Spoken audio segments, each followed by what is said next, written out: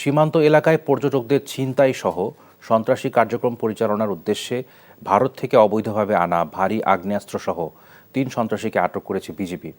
আটককৃতরা হলো তাহিরপুর উপজেলার টেকের ঘাটের রাজু আহমেদ, মোহাম্মদ জালাল মিয়া ও মোহাম্মদ রাসেল মিয়া।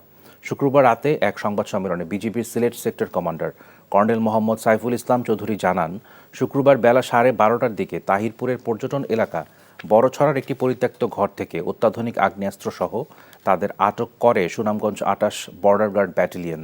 জিজ্ঞাসাবাদে তারা জানায়, পর্যটকদের ভয়ভীতি দেখিয়ে ছিনতাইসহ সন্ত্রাসী কার্যক্রম চালানোর জন্য মাদক ব্যবসায়ী নাজমুল এই অস্ত্রটি এনেছে।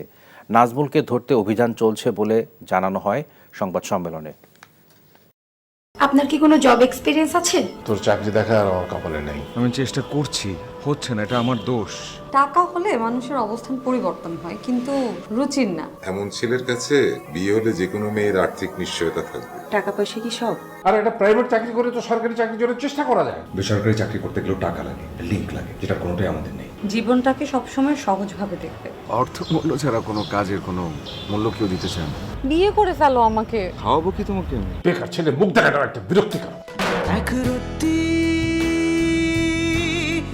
বেঁচে থাকার গল্প, আর সত্যি বন্ধুত্বের সংকল্প, সেটা অল্প অল্প করে বদলে যাচ্ছে কল্পনা।